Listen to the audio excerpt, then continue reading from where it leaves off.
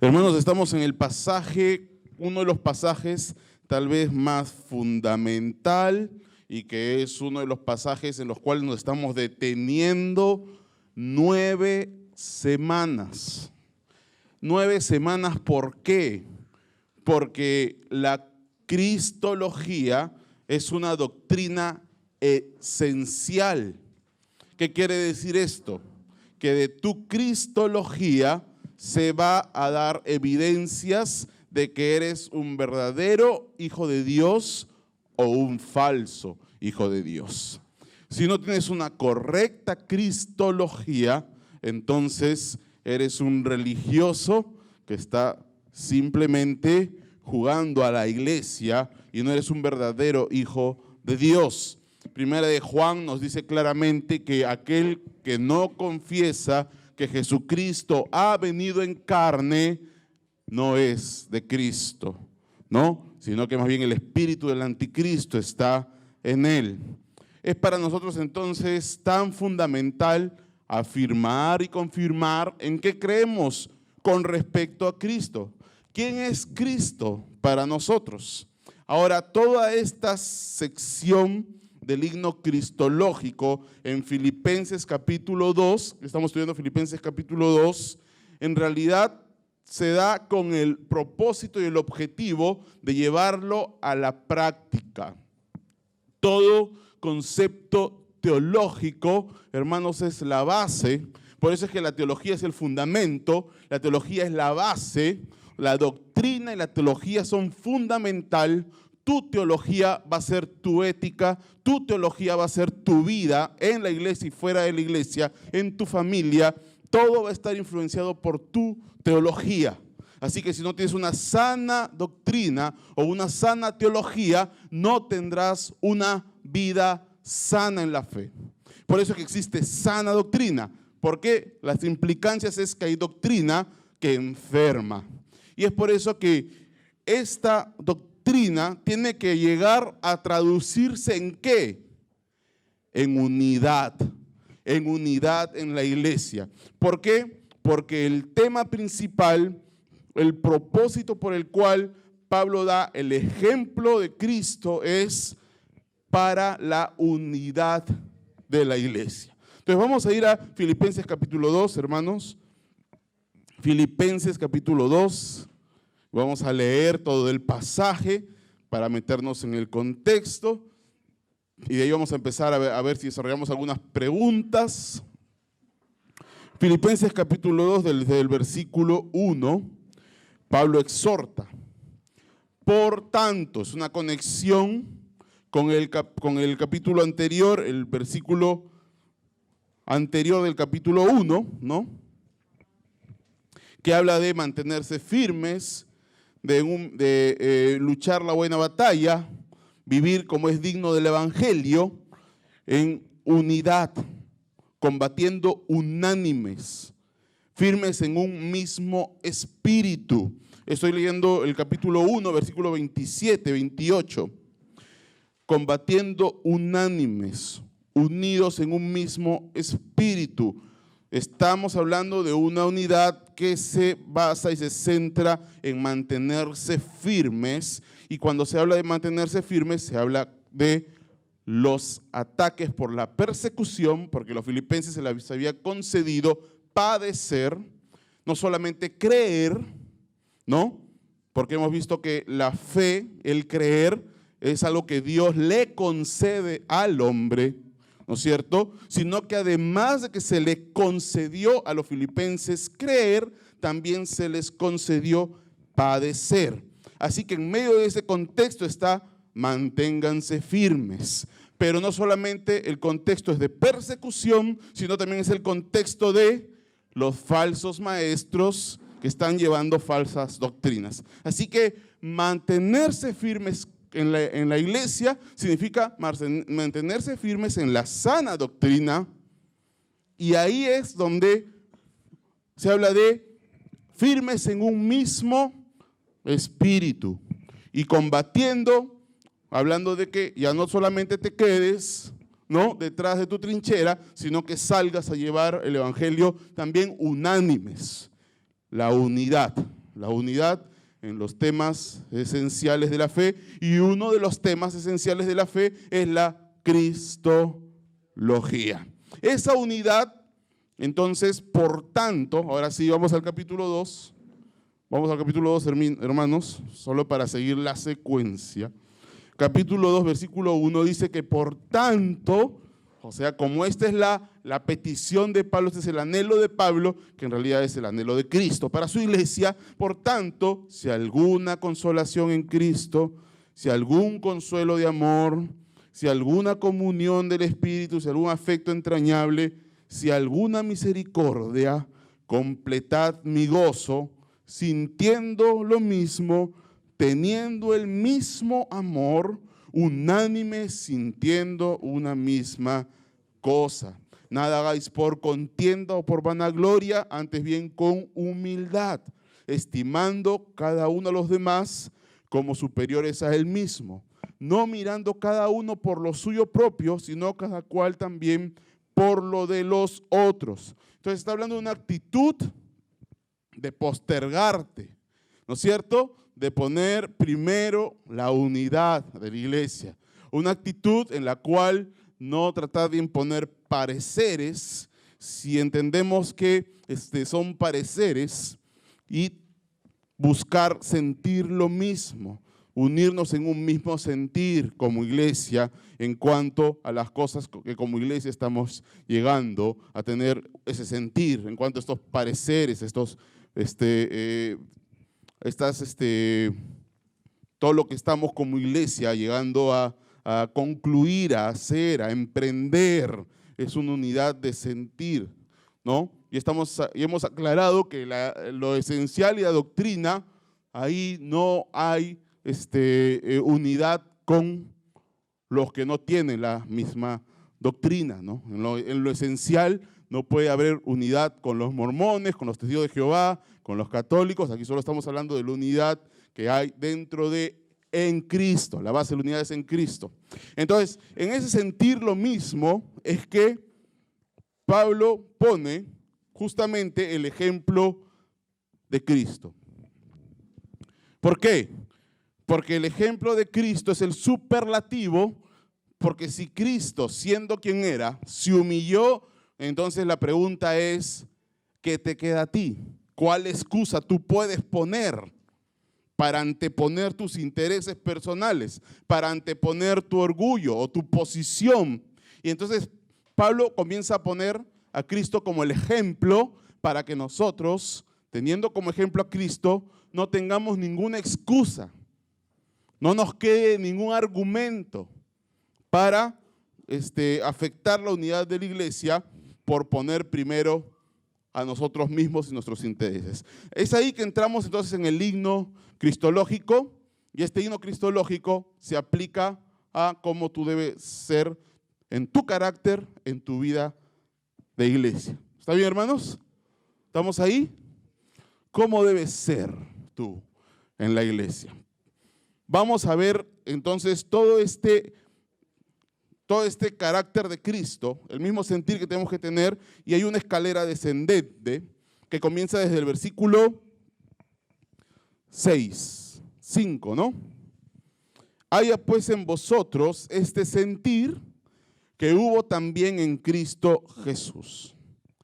Entonces, si en Cristo hubo este sentir, o sea, si su mente se armó de este pensamiento, porque el tema principal está aquí en la mente, ¿no?, en los conceptos sobre ti mismo, y si Jesucristo tuvo este sentir, entonces, en consecuencia, haya pues en ti este sentir. Si tú eres cristiano, siente pues como Cristo. O sea, la consecuencia lógica. Si tú vas a ser como Cristo, haya pues el sentir que hubo en Cristo.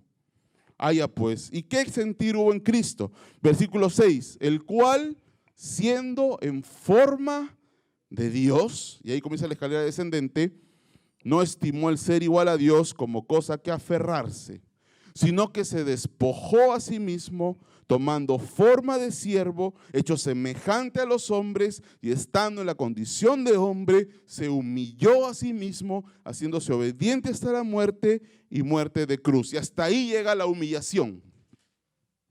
Él lo hizo. Él se despojó. Él no estimó. Él se humilló.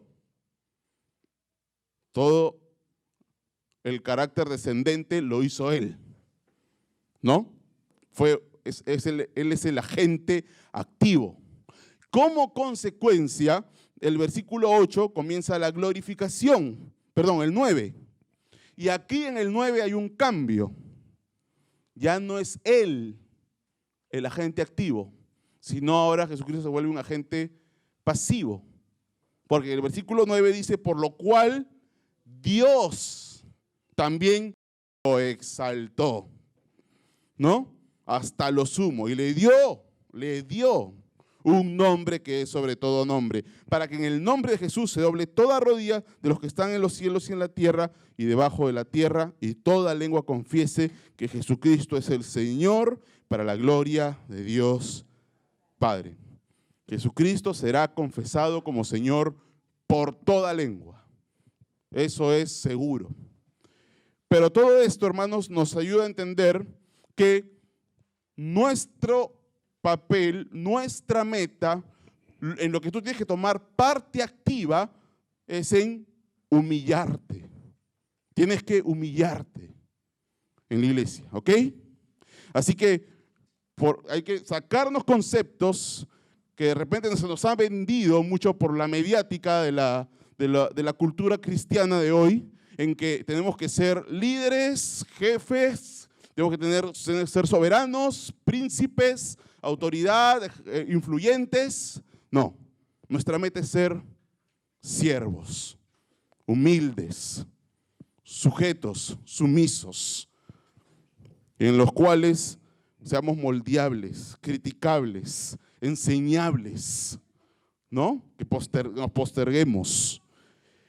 Y que sea Dios el que Él, en su soberanía, glorifique, si quiere glorificar en esta vida o en la otra vida, en la vida venidera. Pero nosotros, nuestro rol, nuestra meta es esa. Hacia ahí debemos apuntar. Vamos entonces, paso por paso, a ver cómo ha sido este proceso de humillación, que es nuestra meta. Se nos manda a seguir los pasos de Cristo, hermanos. Se te manda a ti que si tú quieres vivir como Cristo, andar también tras estos pasos. ¿Cuál fue el primer paso? Muy bien, no estimó. Ahí está, no estimó quien siendo en forma de Dios, ¿no? Versículo 6, el cual siendo en forma de Dios. Y aquí tenemos que calar algunos conceptos que ya estamos viendo de la cristología, doctrina esencial, vamos a recordar. Primero, siendo quiere decir que siempre fue. El verbo acá, ser, está en un verbo perfecto continuo, presente continuo, que quiere decir que siempre, desde la eternidad, fue. Así que, chao testigos de Jehová, chao cualquiera que plantee que Jesucristo en algún momento fue creado o que en algún momento comenzó a ser o a existir, porque este verbo lo niega. Ya aquí estamos cortando con esas falsas doctrinas, ya con ellos no tenemos unidad. Esto es para fortalecer la unidad entre los que creen esto, ¿no es cierto? Siendo desde la eternidad, en forma de Dios. Y aquí la palabra forma. Muy bien. ¿Y qué quiere decir morfé? Esencia. Ahí ya tenemos otro concepto crucial, fundamental, que es que Jesucristo es en esencia completamente Dios. Desde la eternidad y hasta la eternidad. ¿Ok? Seguimos aclarando conceptos. Entonces, desde este punto de partida, en su eternidad y 100% divino, lo más alto que existe, lo más sublime, ¿no? En la posición más alta que puede haber, es estando ahí, que Jesucristo no estimó eso como algo a qué aferrarse. O sea, no está diciendo que Él desestimó su divinidad, sino que no se apropió de eso de tal manera que eso evitó que él se despoje. No se aferró de tal manera que no estuvo dispuesto a despojarse. Y aquí ya viene la primera, ya para nosotros la primera aplicación. ¿Podríamos nosotros tener algún concepto de nosotros mismos, alguna estima de nosotros mismos, el que nos creamos o nos veamos como algo y que no estemos dispuestos a despojarnos de eso por la unidad de la iglesia? No, ¿no es cierto? ¿Qué cosa para ti te está evitando despojarte de eso? ¿De qué tú podrías argumentar que tienes mucha mayor posición o tienes mucha más honra que Cristo y por lo tanto Cristo se humilló, pero tú no puedes? No se puede, ¿no es cierto? No puedes argumentar, no hay excusa, ¿ok? No hay excusa. Si Jesucristo lo hizo, tú más todavía. La diferencia es abismal, ¿no? Es como el cielo y la tierra, ¿ok? Una vez yo me acuerdo que un predicador lo ilustró así. Es como que, imagínate que tú tienes que llegar hasta, desde Los Ángeles hasta Japón nadando, ¿ok? Entonces, el primero que se tira al agua no sabe nadar, y así que después de 2 minutos de tratar de mantenerse a flote, se ahoga. Ni siquiera avanza. El segundo, que sabe nadar, logra llegar unos 100 metros, pero después se ahoga. El tercero, que es un experto nadador profesional, pues comienza a nadar, llega a nadar hasta 20 kilómetros y después se ahoga. ¿Cuál de los tres está menos muerto?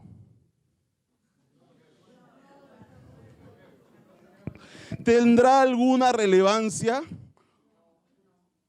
No. Así que delante de la estatura y la plenitud de lo que significa Cristo en su posición, y Jesucristo, si Él mismo se humilló, la respuesta de nosotros es: tenemos que humillarnos también. No hay nadie que pueda argumentar en contra de esto. Nos quedamos sin excusa. No podemos nosotros ponernos por encima de la unidad de la iglesia.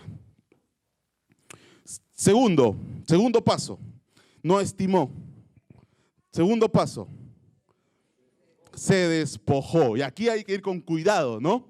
Y acá hay otro concepto también importante. ¿Qué quiere decir se despojó? Ahí en el griego es la palabra, ¿se acuerdan cómo se llamaba? Kenosis. Muy bien. Wow, ya están unos teólogos aquí. Ya están con el Gregorio.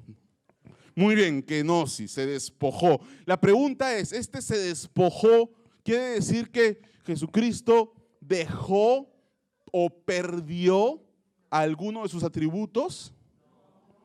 Muy bien, esto también es fundamental. No perdió ninguno de sus atributos, simplemente es como que los puso a un lado, pero siguió siendo 100% Dios. ¿Qué puso a un lado? Sus atributos, puso a un lado su gloria celestial, porque cuando estuvo acá, si estuviera caminando con su gloria celestial, primero que todo el mundo se caía como muerto delante de él, ¿no? Y no hubiera podido conversar con nadie, ¿no es cierto? Todos quedaban ciegos cuando lo veían, ¿no? Y hubiera sido totalmente difícil que lo crucificaran, ¿no? Entonces él vino para morir. Así que él dejó a un lado su gloria celestial. En cualquier momento él la activaba, vamos a poner estos términos que no están en la Biblia, pero nada más para tratar de ilustrar, como en la transfiguración, y mostraba un poco de lo que nunca dejó de tener. ¿Ok? En la transfiguración mostró cómo eso nunca lo perdió. Entonces Pedro estuvo ahí y vio su rostro como el sol del mediodía, y ahí se dio cuenta esa gloria celestial. Nunca la perdió, pero la veló, por así decirlo. Entonces se despojó de sus atributos, se despojó de su gloria celestial, se despojó de sus riquezas celestiales. ¿no? Siendo el dueño de todo el oro y la plata, todos los seres humanos le pertenecen a él, todos, nació en un pesebre. Qué dramática y clara ilustración de su humillación. Increíble, ¿no? Pudiendo nacer en el mejor de los palacios, nació en un pesebre. Renunció a sus riquezas celestiales y por último también se despojó de su relación correcta con el Padre. Wow, ahí ya entramos a un punto que es sorprendente y es emocionante, ¿no? Nos quebranta esto. Porque esto es, creo que, el mayor de los despojos de Cristo. Tanto así que esto fue lo que le hizo sudar gotas de sangre. Para que nosotros entendamos hasta qué punto estuvo dispuesto Jesucristo y nosotros no pongamos excusas y digamos, no, yo no voy a llegar a eso. Ya soy un poco más elevado. No podemos llegar a eso, a pensar así. Jesucristo se despojó de su relación correcta con el Padre. ¿Qué quiere decir esto? Fue hecho maldición, fue hecho pecado por ti y por mí, pero sobre todo por la gloria de Dios. Fue hecho maldición, fue hecho pecado. Y en ese momento que estuvo en la cruz y gritó, ¿por qué me has abandonado? Ese momento fue en el cual rindió esa relación correcta con el Padre. No porque él pecó, sino porque llevó tu pecado, ¿no? Es el segundo paso. Todo esto es el segundo paso, Tomás. ¿Cuál es el tercer paso, hermanos? Tomó forma de siervo. Ok, hermano. Entonces, si Jesucristo estuvo dispuesto y se despojó de eso, ¿de qué tú no estarías dispuesto a despojarte por mantener la unidad de la iglesia? Sería absurdo, ¿no es cierto? Que tú digas, no, pues yo no me quiero despojar de mi posición. No. Tercero, tomó forma de siervo. Y cuando dice tomó forma de siervo, ya entramos en un concepto también importante que es el concepto de la unión. ¿Cómo? Hipostática. Y pastor, ¿y por qué nos hace aprender esos términos? ¿No? ¿Para qué aprender palabras así difíciles? ¿Qué es eso? Unión hipostática. Para que estemos después diciéndole a todos, mira las palabras que yo sé. No, son términos que nos ayudan a esquematizar la doctrina y tenerla clara y tenerla identificada. ¿Por qué unión hipostática? Aquí el tomó forma de siervo usa el término similar al de forma de Dios.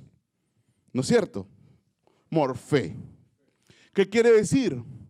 Que cuando Cristo se hizo hombre, tomó la forma de hombre, tomó la morfé, entonces tomó la esencia. Así como tenía la esencia de Dios, tenía la esencia de hombre. Por lo tanto, Jesucristo fue un hombre superpoderoso, especial, más alto y más grande que cualquier otro hombre. Fue 100% un hombre como nosotros. La única diferencia es que sin pecado. La única diferencia es que sin pecado. ¿No es cierto? En su humanidad fue 100% hombre. Fue 100% hombre. Tomó la morfé de hombre. Entonces, la humillación de recibir la esencia de hombre. Cuarto paso, haciéndose semejante a los hombres. Entonces, mientras que tomó la forma, tomó la morfé, la esencia, el hacerse semejante tomó la homoioma. Homoioma. Ya me están algunos mirando como diciendo, ¿y este pastor qué? ¿Dónde lenguas tiene? Homoioma es la semejanza que refleja una realidad. O sea, no es una imitación, no es un espejismo, no es una actuación, no es una apariencia, sino que es realmente el reflejo de una realidad completa y total. Esa es la palabra homoioma. Entonces está diciendo que no solamente se hizo en esencia hombre, sino que también asumió todo lo que conlleva de su humanidad. ¿Qué es? Nació, creció, tuvo sed, lloró, tuvo sueño, se cansó, tristeza. Quinto paso, no solo tomó la esencia de hombre y no solo tomó también la semejanza de hombre, sino que estando en la condición de hombre, y aquí el autor Pablo introduce un término más, que también es importante, y es la palabra esquema. ¿Y qué quiere decir esto? Se humilló de tal manera que cuando los hombres lo vieron, hasta que él no revelaba su identidad por algún milagro, por alguna señal, todos lo confundían con un hombre normal. Y hasta hoy, tanto así que hasta hoy, muchos dicen que fue simplemente un hombre normal. Hasta hoy lo confunden, ¿sí o no? Y es por eso que justamente esta doctrina es clave para defender la fe. De tal manera que la gente dijo, oye, pero ¿de dónde saca este poder? ¿No es acaso el hijo del carpintero? ¿Acaso sus hermanos y su madre no están con nosotros? Como diciendo, no vemos en él algo fuera de lo normal. Lo hemos visto crecer, lo hemos visto jugar, lo hemos visto con nosotros y en ningún momento nos pareció que ahí había un súper increíble Dios omnipotente. Se humilló hasta ese punto, ¿no? Y el sexto paso que vimos la semana pasada es que estando en esa condición de hombre, se humilló a sí mismo. O sea, ya no se humilló solamente en función de su naturaleza de Dios, sino que delante de los hombres fue menospreciado, fue humillado, fue rechazado, pero porque él mismo tomó la iniciativa de humillarse, ¿no es cierto? Y eso lo vimos la semana pasada. Fue despreciado y él mismo se rebaja delante de los hombres. Hoy vamos a ver el séptimo paso, hermanos, entonces. El séptimo paso, y hasta aquí ya vamos conociendo un poco más la cristología y conociendo un poco más y deleitándonos y podemos con esto meditar y contemplar y contemplar y contemplar más a nuestro Señor Jesucristo. Porque acá hay para ver, ¿no? Y quedarte meditando en esto. Séptimo paso, haciéndose obediente hasta la muerte. Haciéndose obediente hasta la muerte. La pregunta es, ¿hasta dónde se humilló? Hasta morir. Jesucristo, siendo Dios, se humilló delante de los hombres, pero su humillación tuvo su expresión más grande en hacerse obediente hasta la muerte. Entonces, es como decir, se humilló a sí mismo hasta el punto de llegar a hacerse obediente hasta la muerte. Y aquí incorporamos un concepto más, el concepto de la obediencia, haciéndose obediente. Esta construcción, hermanos, gramatical es un participio, ¿ok? ¿Y qué tiene que ver eso? Me preguntarán, ¿qué tiene importancia en eso? ¿Qué es un participio? Si nosotros podemos ver el versículo 7, es una frase que aparentemente es como un paralelo o que coincide. Miren el versículo 7, Filipenses 2:7. Dice, se despojó a sí mismo tomando forma de siervo. ¿Se dan cuenta del participio? Tomando. O sea, es algo que tú vas haciendo mientras tanto, ¿no? Por ejemplo, algunos están aquí en la clase tomando forma de siervo. No, mejor no digo que están tomando porque... Pero, por ejemplo, tú vas al trabajo escuchando música, participio. Es lo que vas haciendo mientras tanto, ¿no? Ese es un participio. Por ejemplo, yo estoy en mi casa comiendo algo. El participio quiere decir lo que estás haciendo mientras tanto. ¿Y qué implica esto? Que la forma como él llevó a cabo esta humillación es haciéndose obediente hasta la muerte. Es llegando a esta obediencia, este extremo de obediencia. Los dos participios, tomando forma de siervo, ¿lo ven en el versículo 7, hermanos? Ahí. Tomando forma de siervo y haciéndose obedientes a la muerte, los dos nos hablan de una meta, una dirección. Recuerdan que una de las implicancias de esto es que cuando Jesucristo dijo, me voy a despojar, ¿no? Porque él mismo se despojó, lo que tenía en mente es, me voy a despojar hasta el punto, hasta la meta, hasta el objetivo de llegar a tomar la forma de siervo. Así que el anhelo, la meta, el propósito era llegar a ser un esclavo, un dulos. Y eso nos lleva a que nosotros como ejemplo también tengamos que nuestra meta sea llegar a ser cada día más siervos.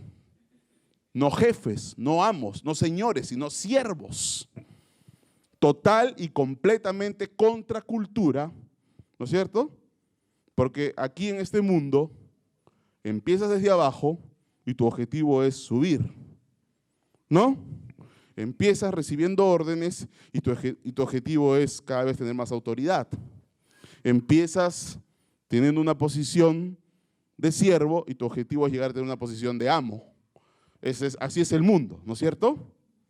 Bueno, Cristo lo hizo al revés y nos dice que nosotros más bien tenemos que, si es que estamos acá, nuestra meta es cada vez ser más sumisos, obedientes y siervos. Ya por ahí nomás el cristianismo tiene un enfoque completamente opuesto a la sociedad actual, ¿no? Bueno, debería tenerlo, pero a veces se plantea un cristianismo que más que un modelo de Cristo es más bien un modelo anticristiano, ¿no? Porque mucho se habla de empoderarte, de llegar a tener autoridad, influencia, control, dominio y expresión de algún tipo de un liderazgo que más que un liderazgo de siervo es un liderazgo de señorío. Pero nuestro ejemplo es distinto. Tomando forma de siervo es una meta. Entonces, el tema de humillarse a sí mismo también, versículo 8, ahora vamos al versículo 8, se humilló a sí mismo, la meta, la dirección, la expresión en la que se hizo evidente, se hizo innegable, se hizo incuestionable su disposición y su diligencia, porque nos muestra hasta dónde llegó Cristo, a dónde apuntaba Cristo y hasta dónde Él llegó realmente, es haciéndose obediente hasta la muerte. O sea, la explicación de esto es hasta dónde fue capaz Cristo de humillarse hasta la muerte. ¿Hay algo más? ¿Hay algo más? Cruz. Sí, claro, y eso lo vamos a ver, es el siguiente paso, que no fue cualquier muerte, sino que fue la peor de todas las muertes que nunca jamás existió. Muchas veces nos preguntamos, ¿por qué Jesús vino en esa época? Porque en esa época estaba vigente la peor de todas las muertes que nunca jamás existió, ¿no? Si hubiera venido ahora, hubiera muerto de una manera no tan cruel, no tan vergonzosa, no tan avergonzante, no tan humillante. O sea, vino a la peor de las muertes. Muy bien. ¿Hasta dónde eres capaz entonces tú de humillarte? Tiene que ver con hasta dónde obedeces y cómo obedeces, porque aquí comienza el punto de no solo la meta, sino que esto lo hizo como un acto de obediencia. Vamos a verlo de esta manera, hermanos. Ustedes saben que en el ejército, cuando tú entras al ejército, te ponen uniforme, ¿no? Te rapan, ¿no es cierto? Y después pasas por un bautismo, ¿no? Algunos lo han visto en película, pero algunos lo han vivido, ¿no es cierto? ¿Que hay algunos que lo han vivido? Sí, por ahí hay uno que nos puede contar, ¿no? Es un día en el cual de alguna otra manera tratan de que tú dejes tu orgullo, ¿no? Dejes tu individualismo. ¿Por qué en el ejército te rapan? Bueno, ahora las mujeres también entran al ejército y no las rapan, creo, ¿no? Pero ¿por qué te rapan? ¿Por qué quieren que todos estén iguales? ¿Por qué uniforme?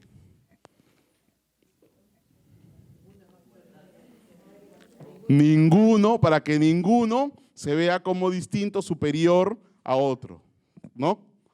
Todo esto trata de hacer de que todos tengan una actitud de igualdad, de unidad, de cuerpo, una mística para obedecer, de una obediencia ciega, sin dudas, ni murmuraciones, ¿no es cierto? Una obediencia ciega. ¿Por qué? Porque justamente en el ejército todo depende de eso, ¿no? Es todo un trabajo que se hace para que la persona pueda llegar a tener esa actitud. Ahora, si nosotros tenemos que nuestro Señor, por acá lo que estamos hablando ahora es de obediencia. Jesucristo se hizo obediente hasta la muerte. Y aquí el Señor de la iglesia es Jesucristo. Y nosotros tenemos que ser obedientes a Jesucristo, ¿no es cierto? Nosotros no necesitamos, porque ya hubo un proceso sobrenatural en nosotros, pasar por esta serie de procesos que pasan en el ejército, ¿o sí? Y sabemos que nuestro amo y nuestro Señor, el que tiene toda autoridad sobre nosotros, no va a mandarnos algo injusto, no nos va a mandar a hacer nada incorrecto, así que podemos obedecerlo ciegamente. ¿Jesucristo sí o no? Podemos obedecerlo ciegamente. Y es ahí donde Jesucristo nos ha dado el mayor ejemplo, el ejemplo máximo de obediencia.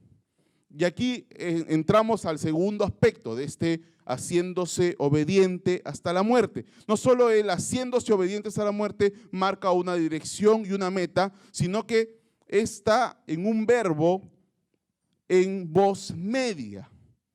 ¿Qué quiere decir en voz media? A ver, para que se pueda entender. Por ejemplo, cuando usas un verbo en voz media, lo que haces es ilustrar o describir a algo con ese verbo.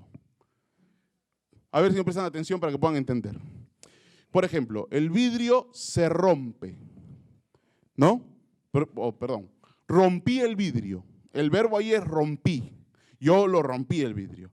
Para que sea voz media, se diría el verbo se rompe.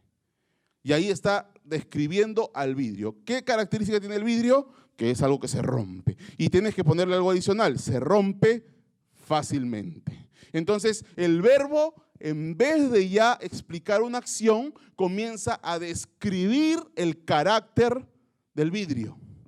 ¿Se entiende? O sea, el verbo, en vez de describir algo que hizo, ya comienza a describir la naturaleza, el carácter y a describir al sujeto, al vidrio. Entonces, no es que el vidrio se rompió nada más, sino que el vidrio es un objeto que es rompible, es frágil. Y aquí, cuando dice que Jesucristo, haciéndose obediente hasta la muerte, está en voz media, más que enfatizar lo que Jesús hizo, lo que quiere enfatizar es su carácter, su característica. ¿Entienden la importancia que tiene esto? O sea, no es solamente que Él hizo esta acción, sino es que Él tuvo un carácter, tuvo una característica tal que era fácilmente hecho obediente. O sea, era una persona que se hacía obediente, era una persona sujeta, una persona con carácter de siervo, tiene todo que ver con su carácter de obediencia. Una persona en su carácter, en su esencia, Jesucristo fue hecho obediente, se hizo obediente. Y ahí entramos entonces a las implicancias de cómo fue la obediencia de Cristo. Y vamos a ir a Salmos 40, del 6 al 8. Y vamos a recorrer unos pasajes rápidamente antes de terminar, porque la hora nos está avanzando. Características de la obediencia de Cristo, porque haya en vosotros ese sentir. Primera característica, Salmo 40, del 6 al 8. ¿Quién lo puede leer? A ver, Jorge. Está en sus materiales, así que no se tienen que demorar. Salmo 40, del 6 al 8.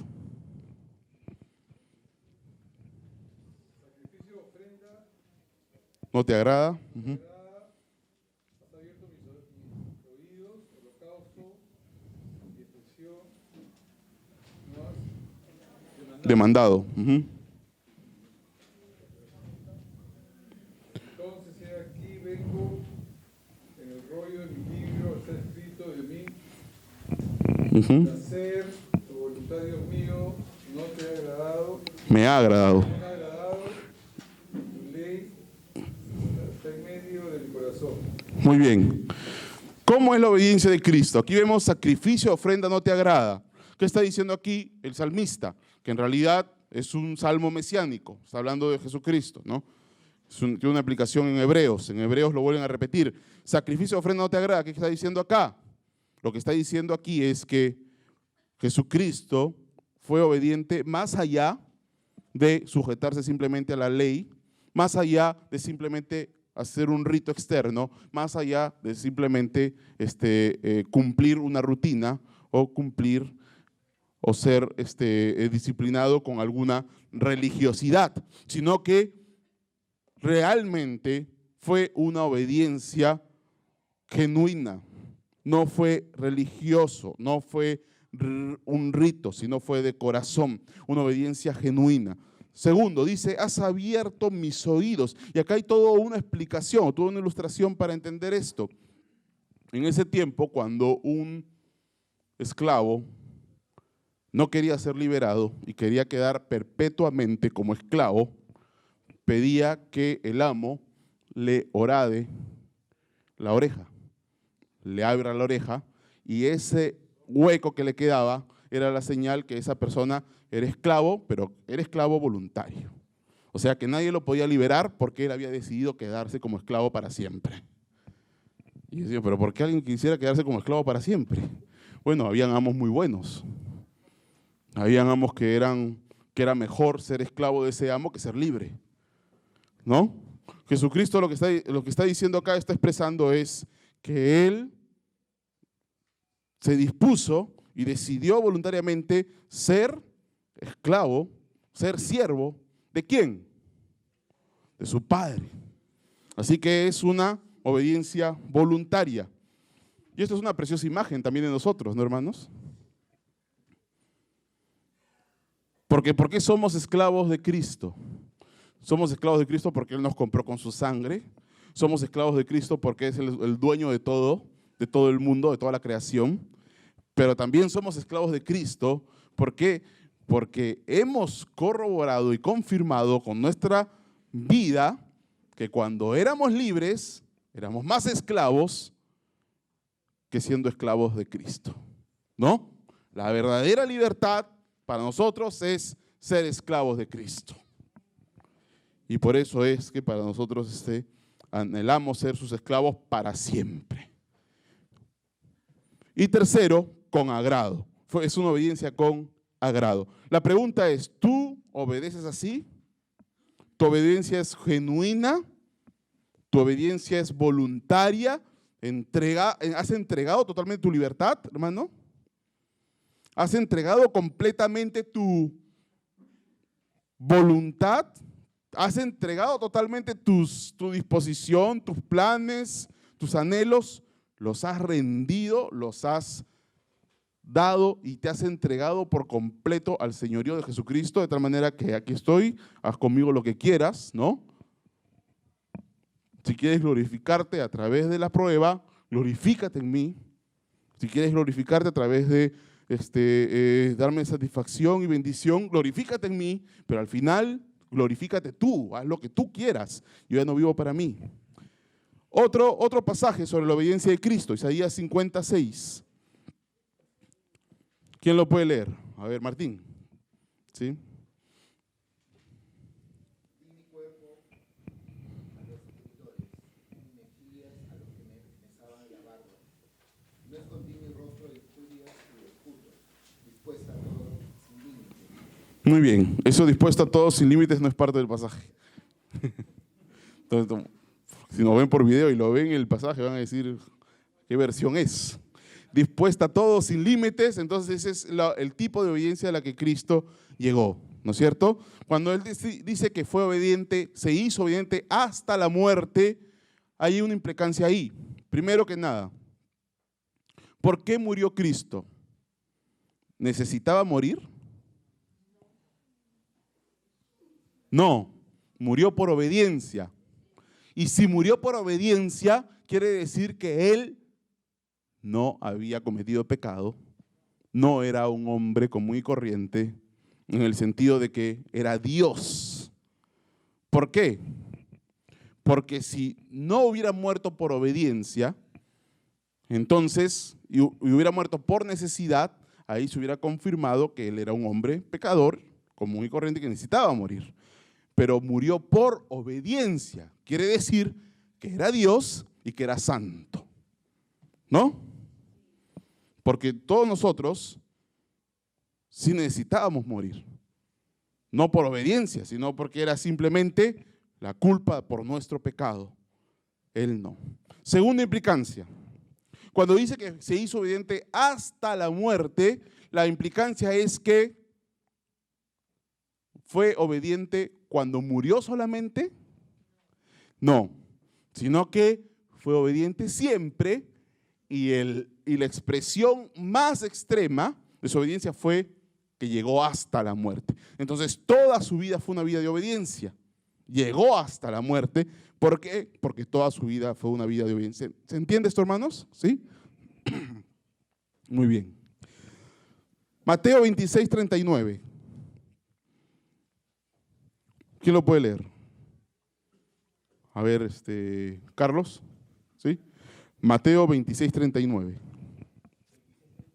Yendo un poco adelante, se postró sobre su rostro, orando y diciendo: Padre mío, si es posible, pase de mí esta copa, pero no sea como yo quiero, sino como tú. Muy bien. Entonces fue una obediencia aún en contra de lo que Él quería. Antepuso los intereses y la voluntad del Padre a sus inmediatas preferencias. Dice que no se haga lo que yo quiero. Al final, lo que yo quiero es tu voluntad.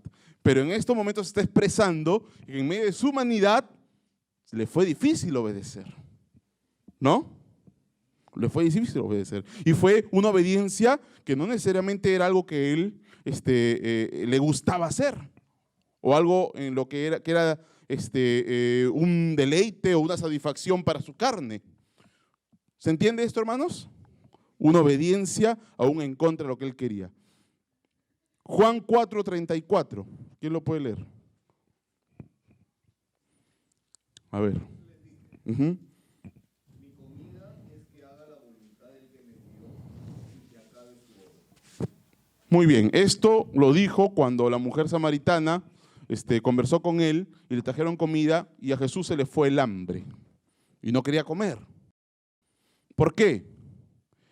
Porque su obediencia le llevaba a extremos en los cuales, por el gozo y la satisfacción de ser obediente a su padre, simple y llanamente las necesidades básicas quedaban postergadas. Llegaba a tener para él tanta preponderancia, tanta prioridad el hacer la voluntad de Dios y obedecer a su padre, que incluso llegaba a tener más importancia que comer y que beber. Llegaban momentos en los cuales para él su comida era hacer la voluntad de Dios. Así que en algunas circunstancias él perdía el hambre por obedecer. Terminaba siendo para él más vital, más importante, más trascendente obedecer a Dios que incluso comer. Así tenemos que obedecer. Ahí en vosotros ese mismo sentir. Estamos recapacitando todo esto y evaluándonos. Esperemos que el Espíritu Santo nos esté comenzando a redarguir y decir: así obedeces, así te sujetas, así te sometes a la autoridad de Cristo para guardar la unidad en la iglesia. Tienes esta actitud, te haces obediente hasta la muerte. No necesariamente vas a morir físicamente, pero sí a una muerte cada día a ti mismo. Juan 15:10. Juan 15:10. ¿Quién lo puede leer? A ver, Yosmil.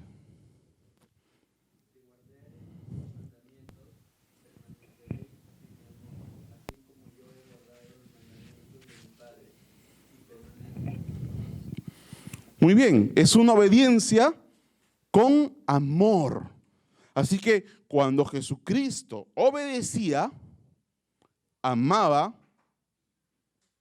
realmente, era un amor genuino, real, porque el amor se hace real cuando obedeces.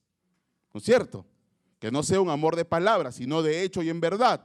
Y cuando amaba de verdad, amaba también en el sentido de que sentía, experimentaba amor. Entonces ahí lo objetivo termina expresándose de una manera subjetiva con emociones. Pero el punto de partida es lo objetivo, ¿no? Y cuando obedeces a Dios de manera real, te sientes amado y sientes amor por Dios. Pero no es el sentimiento la base, no es la emoción el respaldo de todo, sino que es lo objetivo, lo real, lo que al final lleva a experimentar el amor de Dios y obedecerlo con amor.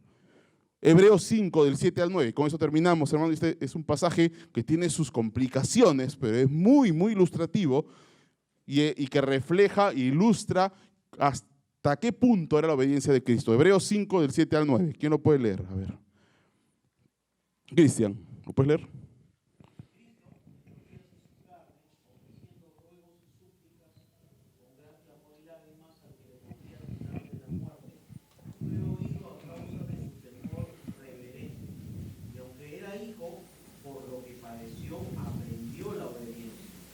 Y habiendo sido perfeccionado, vino a ser autor de eterna salvación para todos los que le obedecen. Miren esta obediencia, hermanos.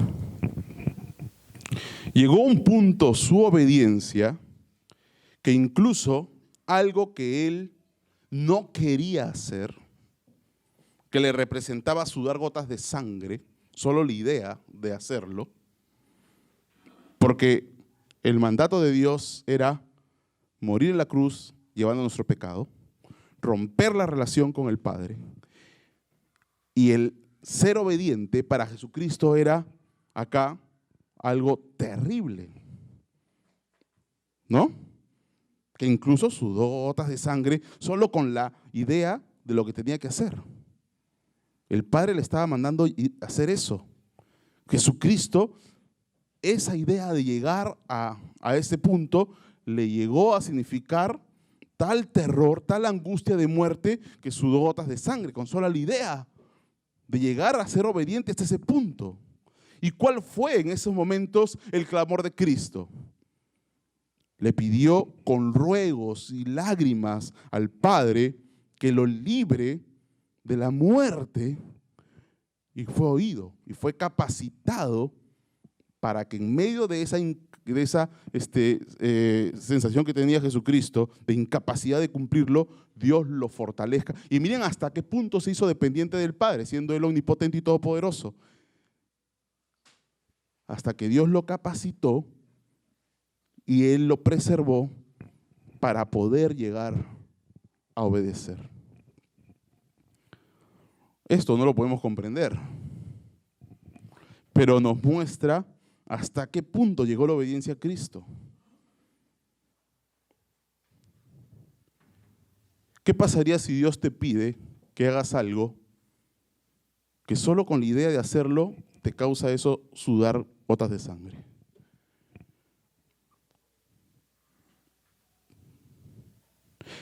A Jesucristo se lo mandó y Jesucristo se sometió y obedeció. Y llegó hasta ese punto y fue fiel y obedeció.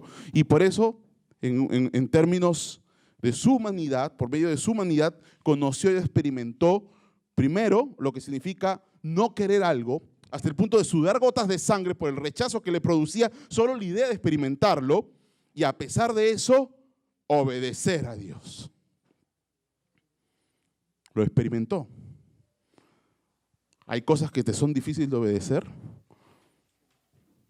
Sí, ¿no? Hay cosas que para obedecer a Dios significan para nosotros dolor, muerte, a la carne, ¿sí o no? ¿O no? Ese es el cristianismo.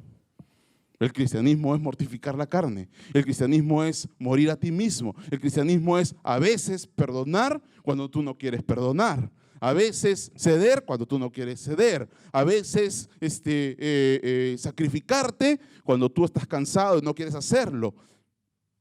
Morir a ti mismo, a tu orgullo, y no lo quieres hacer. ¿Sí o no? Pero en medio de eso, Jesucristo nos enseña que está la capacitación del Padre, pero tu actitud tiene que ser de obediencia. Obediencia hasta el extremo. Obediencia sin límites a Jesucristo. Obediencia a Él. No poder soportar algo y necesitar la capacitación de su Padre para soportarlo. Jesucristo, hermanos, experimentó no poder soportar algo y necesitar la capacitación de su Padre para soportarlo. Y a eso nos llama este texto, a que lleguemos a esa obediencia. No puedo soportar, Señor, ser obediente en esta área, pero lo haré en tus fuerzas, en tu capacitación. De esta manera, aunque lo conocía en su omnisciencia, Jesucristo lo conoce todo porque era omnisciente, pero lo experimentó en carne propia. Y así perfeccionó su obediencia y su identificación contigo y conmigo, de tal manera que su sacerdocio para nosotros es pleno y perfecto. Porque se puede compadecer ahora de nuestras debilidades, ¿no es cierto? Esta obediencia que lo llevó a la muerte es lo que se nos es imputado a nosotros. Y con esto termino. Romanos 5:19. Romanos 5:19, ¿quién lo puede leer? O lo leo yo para terminar. Porque así como por la desobediencia de un hombre los muchos fueron constituidos pecadores, así también por la obediencia de uno los muchos serán constituidos justos. Jesucristo se humilló hasta el punto de la obediencia perfecta, sin límites, sin guardarse nada para Él, sin reservas, de tal manera que su obediencia perfecta ahora es pasada a tu cuenta como si tú hubieras obedecido así. Entonces, ante Dios, tú llegaste al punto en el cual tuviste una obediencia perfecta. ¿Por qué? Porque esa obediencia de Cristo te ha sido imputada a ti. Así que tú puedes tener en medio de esta realidad la perfecta paz y saber que nada te va a poder separar del amor de Dios porque estás en Cristo Jesús. Termino con esto. ¿Cuál es tu meta en la vida, hermano? Llegar a este tipo de obediencia debería ser tu meta. ¿Cuál es tu meta en la sujeción a la iglesia? No me estoy refiriendo a someterte a un hombre, sino a someterte a Jesucristo como Señor de la iglesia y a guardar la unidad de la iglesia en Él. ¿Cuál es tu límite? Que Dios nos ayude a tener el carácter de Cristo en todo sentido, para que así como Él, estemos dispuestos a ser obedientes y tener también esta actitud, este sentir. Vamos a orar para terminar.